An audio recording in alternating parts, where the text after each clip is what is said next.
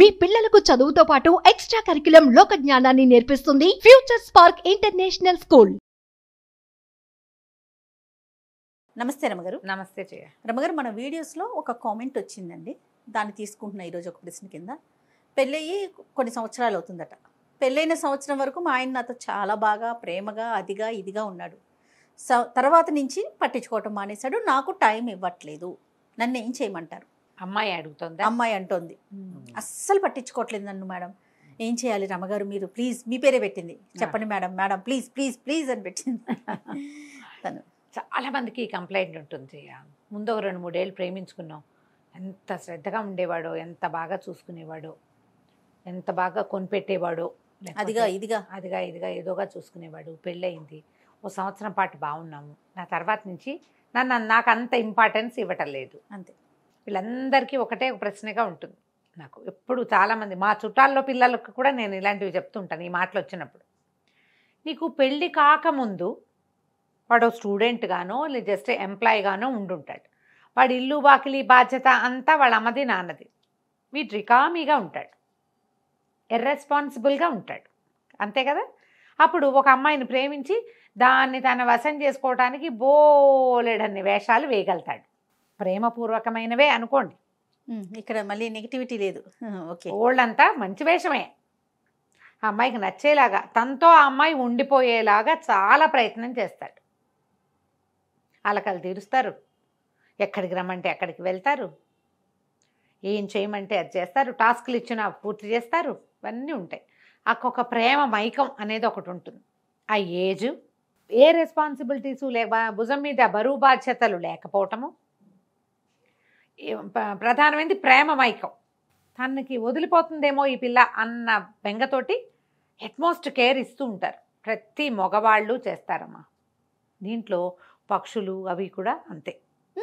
ఆడపక్షిని ఆకర్షించడానికి ఎన్ని వేషాలు వేస్తాయో అవి ఇంటర్నెట్ నిండా దొరికితే చూడండి. బర్డ్ ఎట్లా అట్రాక్ట్ చేస్తుందో రెండో దాన్ని, తన మించి దృష్టి అటు ఇటు పోనివ్వదు. పోనివ్వకుండా ఉండాలంటే నీ మీద దృష్టి ఉన్నట్టుగా ఉండాలి. వన్స్ పెళ్ళయ్యాక కొంతకాలం కొత్తది కలిసి ఉండటం, ఇద్దరు లివింగ్ అడ్జస్ట్మెంట్లకి 1 సంవత్సరం 2 ఏళ్ళు పడుతుంది. ఈ లోపల ప్రేమించినప్పుడు 22 ఏళ్ళ అబ్బాయి అనుకో, పెళ్లి చేసుకునేసరికి 27-28 ఏళ్ళు వస్తాయి వాడికి. 22 అబ్బాయికి 28 అబ్బాయికి డిఫరెన్స్ ఉందా లేదా? 100%. ఎంత మెచ్యూరిటీ వచ్చేస్తుంది. ఈ లోపల ఉద్యోగం పెద్దదవుతుంది. అమ్మా నాన్నల్లో ఎవరో ఒకళ్ళకి అనారోగ్యమో, లేకపోతే వీళ్ళే ఏమైనా అవి ఇవి కొనుక్కుని అప్పులో బాధ్యతలో ఎవరైనా వెళ్ళిపోవటమో పెరుగుతాయి. ఈ లోపల చేరిన ఉద్యోగంలో అంతకుముందు 30,000-40,000 వస్తే వాడు ఒకడు కులాసాగా తిరిగేవాడు, నువ్వు కూడా చేరేవు, నీ ఖర్చులు పెరుగుతాయి. కులాసా ఏమైంది? కులాసాలు తగ్గించి దిలాసాగా ఉండవలసిన కాలం వస్తుంది. దిలాసా దిలాసా అంటే ఏంటి? నమ్మకం. అది నా దిలాసా, మేము వాడతాం ఆ పదం. ఓకే, ఏ దిలాసాతోటి నువ్వు ఈ పని చేసావు అని అడుగుతాం. ఏదో ఒకటి స్ట్రాంగ్ ఒప్పి ఇది ఒకటి ఉండాలి కదా. ఇప్పుడు వాడు స్ట్రాంగ్గా ఉండవలసిన సమయం ఆసన్నమైంది. ఇదివరకు అట్లాగానే 6ంటికే వచ్చేసి నేను 9 దాకా రోడ్డు మీద తిప్పి 11 దాకా నీతో కబుర్లు చెప్పే సమయం ఏది? పాపం లేదు. లేక ఉద్యోగంలో సరిగా లేకపోతే ఏదైనా పైగా ఈ రోజున ఉద్యోగాలు ఊడిపోవటం సరే తుమ్మొచ్చినంత సింపుల్గా పోతున్నాయి. అవునా? అవును. సో మరి వాడి ఉద్యోగం జాగ్రత్తగా చూసుకోవాలా. ఇప్పుడు అట్మోస్ట్ కేర్ ఇవ్వటం అంటే ఏమిటి? నీ ఎంతసేపు నీ చుట్టుపక్కల తిరగటమే కాదు, నీ వెల్ఫేర్ కోసం ఆలోచించటం, నువ్వు కొత్త ప్రాబ్లమ్స్లో పడకుండా ఉండటం, ఫ్యామిలీ సెక్యూర్డ్గా ఉండటం. ప్రేమించటం వేరు, కుటుంబం వేరు కదమ్మా. ప్రేమలు ఉంటాయి, కాకపోతే అట్లా నువ్వే ధ్యాసగా ఉండలేరు. నువ్వు ఉండవు.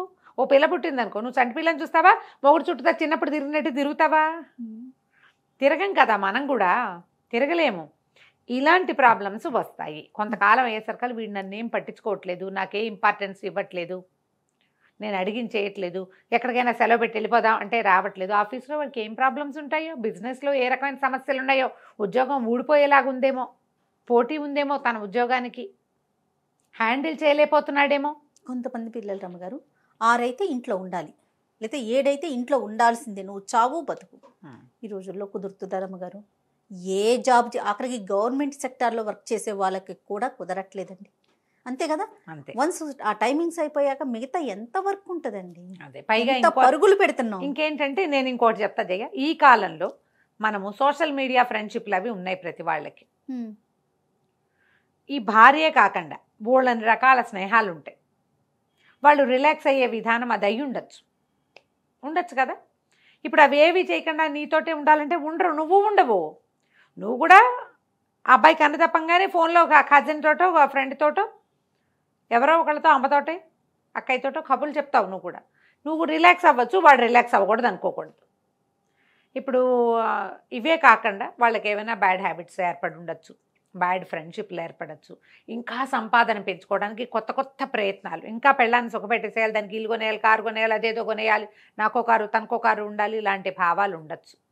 దానికోసం సంపాదన పెంచుకోవటం కోసం మన పెళ్ళాం ఎలాగో అయిపోయింది, అది ఇంట్లో ఉంటుంది, ఎక్కడికి వెళ్తుంది?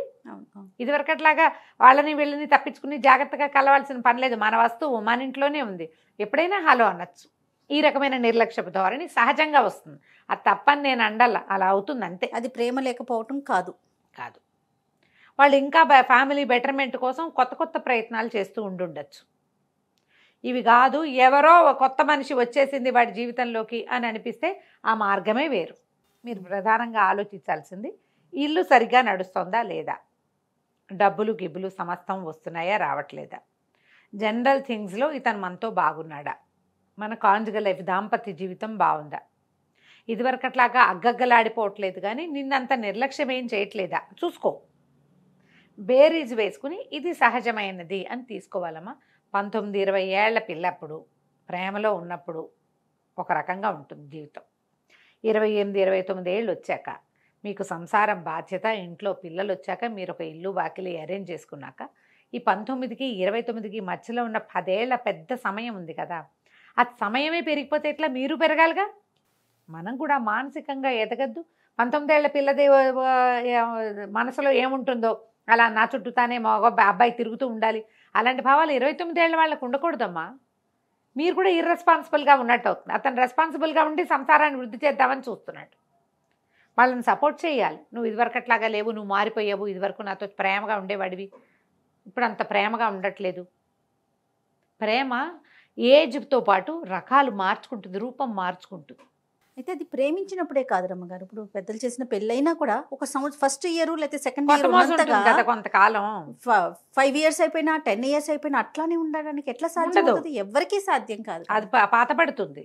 పాతపడి ఏంటి, సంసారం ముదిరిన కొద్ది అంటే మరిగిన కొద్దికి పులుసు రుచి పెరుగుతున్నట్టుగా సంసారం కూడా రోజులు ఉన్న కొద్దికి రుచి పెరుగుతుందమ్మా. అవతల వాళ్ళు కన్ను కదిపితే వాళ్ళు ఏమనుకుంటారో మనకు అర్థమవుతుంది. వాడు మాట్లాడే తన ప్రేమని నీకు చెప్పాలి అంటే నువ్వు ఎక్కడో ఉన్నట్టు, నువ్వు ఎరగలేదని అర్థం. ఇదివరకట్లాగా రోజుకు 100 సార్లు ఐ లవ్ యూ చెప్పట్లేదు, ఇలాంటివి అనుకోకూడదు. ఐ లవ్ యూ చెప్పకపోయినా చిన్న జెస్చర్ తోటి కూడా నువ్వు అతను ఎక్కడికో వెళ్దామన్నాడు, ఎవరికో చెప్తున్నాడు మేము కూడా వస్తాం, నువ్వు అక్కడి నుంచి కళ్ళతో వద్దన్నావు, అతను ఒప్పుకున్నాడు అనుకో, అదాన్ని మీ ఇద్దరి మధ్య ప్రేమ ఉన్నట్టే. నువ్వు అది తెలుసుకోవాలిగా. నోటితో మాట్లాడితేనే, ఏదైనా క్రియ చూపిస్తేనే, ఏదైనా వస్తువు గిఫ్ట్ చేస్తేనే ప్రేమ అన్న ధోరణిలోకి ఉండకండి. దానివల్ల సంసారాలు పాడవుతాయమ్మా. మీరు పోట్లాటలకి దిగుతారు, నువ్వు సరిగ్గా లేవు, అలా లేవు, ఇలా లేవు, ఎవరితోటైనా మాట్లాడుతున్నావా, నీ ఫోన్ చెక్ చేస్తాను, ఇలాంటి వాటిల్లోకి వెళ్ళకూడదు. తర్వాత ఇలా కోఆపరేట్ చేయకపోతే ఆ మగ మనిషి ఇప్పుడు ఎవరైతే అబ్బాయి ఉంటాడో తన వర్క్లో కూడా ఎఫర్ట్స్ పెట్టలేకపోతాడు. ఈ గొడవలతోనే అమ్మో ఇంటికి వెళ్ళకపోతే ఏమవుతుంది, ఈ టెన్షన్ ఎక్కువ ఉంటుంది కదా. అదే కదా కదా రమ్మగారు. మగవాళ్ళు కూడా కొంచెం జాగ్రత్తగా ఈ అమ్మాయి ఇలా ఇంత ఆలోచిస్తుంది, ఎక్స్పెక్ట్ చేస్తోందంటే ఎప్పుడో ఓసారి ఐ లవ్ యూ మెసేజ్లు పెట్టమో, లేదా నేను ఫలానా చోటకి వెళ్తున్నాను అని ముందే తెలియజేయటమో చెప్పటమో. నిజం చెయ్య, ఇది చాలా పెద్ద విషయంగా ఉంది. నేను విని తలకాయ వాచిపోతాను. మామూలుగానే నాకు తెల్లబడిపోతుంది, తొందరగా తెల్లబడిపోయింది. ఇప్పుడు విని ఉన్నది కూడా పోయేలాగుంది. బాగుంది. ఇదివరకు చాలాసార్లు చెప్పేవాడండి, థ్యాంక్స్ చెప్పడు, సారీ చెప్పడు. పర్వాలేదు, థ్యాంక్స్ సారీ చెప్పాల్సిందేనా, అంత ఫార్మాలిటీగా ఎందుకు ఉండాలి? నువ్వు నేను ఒకటైనప్పుడు నీకు నాకు మధ్య ఫార్మాలిటీ ఏమిటి, థ్యాంక్స్ ఏంటి, సారీలు ఏమిటి? ఇలా ఆలోచించకండి. నేను చెప్పినట్టుగా ఆలోచించి చూడండి. ఒకవేళ అతనిలో ఏదో చాలా మార్పు వచ్చేసింది, మీతో సరిగ్గా లేడు అంటే ఒకసారి బేరీజ్ వేసుకోండి. మనకి సంసారానికి కావాల్సినవన్నీ వస్తున్నాయా రావట్లేదు, అదొకటే చాలా అండి, ఇది అక్కర్లేదా అంటారు. ఇది కూడా కావాలి, ఇది కావాల్సిందే. ఇది ఒక టానిక్, అంతే. కొద్దిగా అయినా తీసుకోవాలి. చెప్పండి, పోట్లాడద్దు, రైట్. అడిగి కొంచెం తీసుకోవడానికి ట్రై చేయండి. ఓకే, నమస్తే. నమస్తే. సుమన్ టీవీలో మీ పర్సనల్ అండ్ బిజినెస్ ప్రమోషన్స్ కోసం కింది నెంబర్కి కాంటాక్ట్ చేయండి.